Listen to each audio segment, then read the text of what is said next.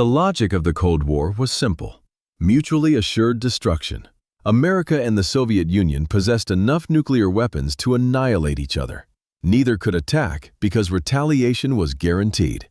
Fear maintained peace. But this logic ignored something fundamental. Nuclear weapons are machines. Machines break down. Humans make mistakes. The Titan II missiles were living proof of this reality. From 1959 to 1987, 125 Titan II accidents occurred. Fuel leaks, fires, explosions. Damascus was just the most famous. A dropped wrench, a punctured tank, 8 hours of chaos, and a nuclear warhead falling onto the Arkansas countryside. Deterrence looked perfect on paper. Reality was very different. Nuclear weapons could detonate by accident at any moment, and the world was surviving only by luck. This is the story of September 18, 1980. The night a dropped tool nearly caused a nuclear catastrophe, and the story of a weapon system so dangerous that its own operators feared it more than any enemy. The Titan II was America's most powerful land-based nuclear missile. It stood over 30 meters tall. It weighed 150 tons fully fueled. It carried a W-53 thermonuclear warhead with a yield of 9 megatons, 600 times more powerful than the bomb that destroyed Hiroshima. The missile was designed in the late 1950s as part of America's nuclear triad: land-based missiles, submarine-launched missiles, and bomber aircraft. 3 different ways to deliver nuclear weapons, ensuring that no Soviet first strike could eliminate American retaliatory capability. Titan II was the land-based component. 54 missiles in 54 silos scattered across Arizona, Arkansas, and Kansas, each one ready to launch within 60 seconds of receiving an order. The missiles used storable liquid propellant. Unlike earlier missiles that required hours of fueling before launch, Titan II sat ready at all times. Its fuel tanks were always full. Its warhead was always armed. It was the ultimate weapon of instant retaliation. But storable propellant came with a terrible price. The fuel was extraordinarily dangerous, and the missiles had to be maintained by young airmen who often did not fully understand what they were dealing with. They called it devil's venom. The name was not an exaggeration. Titan II used Aerozine 50 as its fuel, a mixture of hydrazine and unsymmetrical dimethylhydrazine. Both components were extremely toxic. Contact with skin caused severe burns. Inhalation could be fatal. A few drops could kill. The oxidizer was nitrogen tetroxide. When exposed to air, it formed poisonous gas. When it contacted metals, it could spontaneously ignite. The fumes alone could incapacitate a person within seconds. When fuel and oxidizer met, the result was immediate explosion. No ignition required. Contact was sufficient. This was called hypergolic reaction. It made the missile. Reliable, but incredibly dangerous. Every Titan II silo was essentially a bomb waiting to go off. Thousands of gallons of hypergolic propellants stored under pressure, maintained by young technicians, protected by multiple safety systems that could fail. The Air Force knew the risks. Strict procedures governed every maintenance task. Protective equipment was required. Emergency protocols existed for every scenario. But procedures depend on humans following them, and humans are imperfect. September 18, 1980. Launch Complex 374-7 near Damascus, Arkansas. The night shift was performing routine maintenance.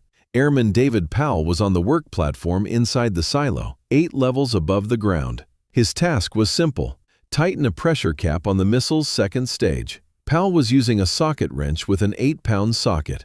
Standard equipment for the job. He had done this before. At approximately 6:30 in the evening, the socket slipped from the wrench. It fell.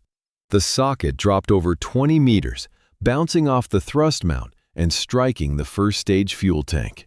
The tank's thin metal skin was designed to hold pressure, not resist impact. The socket punched through. Aerozine 50 began leaking into the silo. The crew immediately recognized the danger. They evacuated the silo and reported the incident. The fuel leak was not catastrophic at first. Perhaps it could be controlled. Perhaps disaster could be averted. The next 8 hours would prove otherwise. The chain of command activated. Local commanders contacted Strategic Air Command headquarters. SAC contacted the Pentagon. Engineers were consulted. Options were discussed. The fundamental problem was simple. Fuel was leaking into an enclosed space that contained a nuclear warhead. If the fuel concentration became high enough, any spark could cause an explosion. If the fuel contacted the oxidizer in the second stage, hypergolic reaction would be instant. Several options existed. Send a team to repair the leak, attempt to drain the remaining fuel, or evacuate the area and wait to see what happened. Each option had risks. Sending people into a silo filling with toxic explosive vapor could kill them. Draining fuel required equipment that was not on site. Waiting meant the situation could deteriorate beyond control. For hours, commanders debated while fuel continued to leak. The local community was not immediately informed. Residents of Damascus and surrounding areas went to sleep not knowing that a 9-megaton warhead sat in an increasingly unstable silo just miles from their homes. By midnight, fuel vapor concentration in the silo was reaching dangerous levels. Pressure inside the fuel tank was dropping as propellant escaped. The situation was deteriorating. A decision had to be made. At approximately 3 in the morning, 2 technicians volunteered to enter the silo. Senior Airman David Livingston and Sergeant Jeff Kennedy would attempt to assess the damage and possibly activate systems to reduce the danger. They wore protective suits, but understood the risks. The silo was filled with toxic vapor. One mistake could be fatal. Livingston and Kennedy entered through the access portal. They descended into the silo, moving carefully through the contaminated atmosphere. Their mission was to reach the control center and activate the oxidizer venting system. They never got the chance. At 3:00 hours, approximately 3 in the morning, the fuel and oxidizer combined. The explosion was massive. The force blew the 750-ton silo door off its hinges, launching it hundreds of feet into the air. The fireball rose into the night sky, visible for miles. Livingston was killed instantly. Kennedy was blown out of the silo by the blast. He survived with serious injuries. And the 9-megaton warhead? It was thrown clear of the silo, arcing through the darkness and landing in a ditch approximately 100 meters away. For several hours, no one knew exactly where the warhead was. The explosion had scattered debris across a wide area. The silo was destroyed. Fire and toxic vapor made approach dangerous. And somewhere in the Arkansas darkness, a nuclear weapon with 600 times the power of Hiroshima was lying in a field. Search teams waited for dawn. When light came, they found it. The warhead lay in a roadside ditch, partially buried in mud. Its outer casing was damaged, but the nuclear device itself appeared intact. More importantly, it had not detonated. The W-53 warhead used multiple safety systems designed to prevent accidental detonation. Strong link and weak link mechanisms ensured the weapon could only arm under specific conditions. Even the violent explosion and impact had not triggered the nuclear device. The safety systems had worked. This time. But the warhead's discovery raised troubling questions. What if the safety systems had failed? What if the impact had been slightly different? What if the warhead had landed in a populated area? Little Rock, the state capital, was 70 kilometers away. Memphis was 200 kilometers. A 9-megaton detonation would have killed hundreds of thousands instantly. Fallout would have spread across multiple states. America had come within one failed safety mechanism of a nuclear catastrophe on its own soil. The Air Force investigation began immediately. The cause was clear enough. A dropped socket had punctured the fuel tank. The leak had continued for 8 hours until fuel and oxidizer combined. The explosion had destroyed the silo and ejected the warhead. But the deeper questions were more troubling.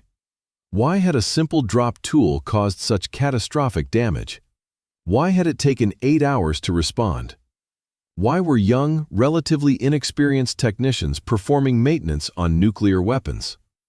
The investigation revealed systemic problems. The Titan II missile was aging.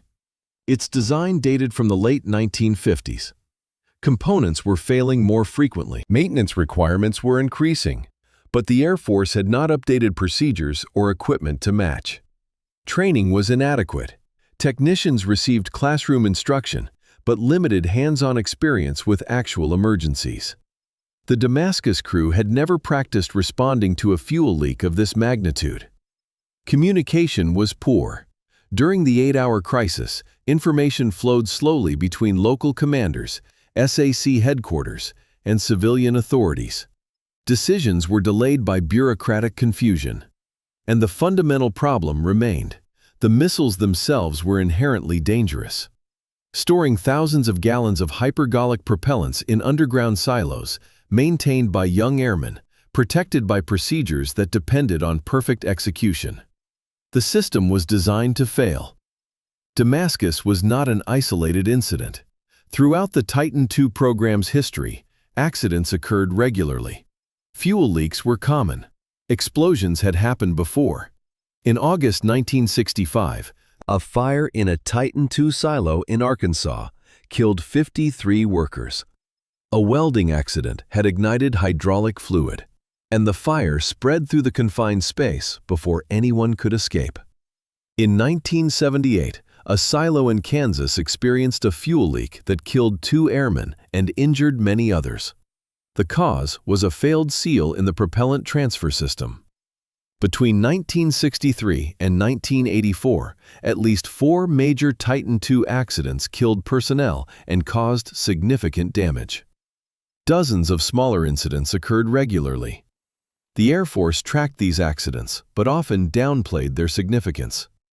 Each incident was treated as an isolated failure rather than evidence of systemic problems. Lessons were not consistently learned or applied. Damascus finally forced a reckoning. The accident was too public, too dramatic, too clearly a near catastrophe to ignore. The nuclear warhead lying in an Arkansas ditch made national news. Questions were asked in Congress. The era of pretending everything was fine was over. The Damascus accident accelerated the retirement of the Titan II fleet. The missiles were already aging. Newer, solid-fueled missiles like the Minuteman were safer and more reliable. The liquid-fueled Titans were expensive to maintain and dangerous to operate. In October 1981, President Reagan announced that the Titan II missiles would be phased out. Deactivation began in 1982. The last Titan II was removed from alert status in May 1987. The process of decommissioning was itself dangerous. Each missile had to be defueled, a procedure that risked the very accidents the program had suffered throughout its existence. Several incidents occurred during deactivation, though none as serious as Damascus. Today, only one Titan II silo remains intact. Launch Complex 571-7 in Arizona has been preserved as the Titan Missile Museum. Visitors can descend into the silo and see a deactivated missile in its launch position. It stands as a monument to the Cold War and a reminder of the dangers that nuclear deterrence required. The other 53 silos were destroyed, filled with concrete, buried, erased from the landscape. But the lessons of what happened in those silos should not be buried with them. Damascus revealed an uncomfortable truth about nuclear weapons. The public believed that nuclear arsenals were managed with perfect precision, strict protocols, fail-safe systems, absolute reliability. The weapons would work when ordered and never work accidentally. Reality was messier. Nuclear weapons are complex machines maintained by human beings. Humans make mistakes. Components fail. Procedures are not always followed. Unexpected events occur. The safety record of American nuclear weapons includes dozens of serious incidents. Bombs dropped accidentally from aircraft. Missiles that caught fire in their silos. submarines that sank with nuclear weapons aboard, near misses that came terrifyingly close to accidental detonation. In 1961, a B-52 broke apart over North Carolina, dropping 2 hydrogen bombs. One bomb's safety mechanisms worked, the other went through multiple arming steps and was prevented from detonating by a single switch. A single switch between disaster and safety. In 1968, a B-52 crashed in Greenland, scattering nuclear material across the ice. The conventional explosives in the weapons detonated, but the nuclear devices did not. These incidents were classified for decades. The public did not know how often disaster had been narrowly averted. Damascus was different because it happened in public view. A nuclear warhead landed in a field where anyone could see it. The explosion made national news. The truth could not be hidden. The Damascus accident changed how America thought about nuclear safety. After 1980, procedures were reviewed and tightened. Training was improved. Aging weapons systems were retired, rather than maintained indefinitely. The lessons of Damascus were incorporated into nuclear operations, but the fundamental problem remains. Nuclear deterrence requires keeping thousands of weapons ready for instant use. Ready weapons are dangerous weapons. The possibility of accident can never be completely eliminated. Eric Schlosser's 2013 book, Command and Control, brought the Damascus accident to wide public attention. The book documented decades of nuclear accidents and near misses, revealing a pattern of danger that had been hidden from public view. The message was clear. The world has survived the nuclear age through a combination of good engineering, careful procedures, and remarkable luck. The luck cannot hold forever. Eventually, an accident will not be averted. A safety system will fail. A nuclear weapon will detonate by mistake. The dropped socket at Damascus was a warning. A 9-megaton warhead landed intact in Arkansas only because multiple safety systems functioned as designed. Each of those systems could have failed. Any failure might have meant catastrophe. Deterrence kept the Cold War cold, but deterrence was never as safe as it appeared. The Titan II missiles that were supposed to protect America nearly destroyed an American city. David Livingston died trying to prevent disaster. 21 others were injured. A nuclear warhead was thrown into the countryside by an explosion caused by a dropped tool.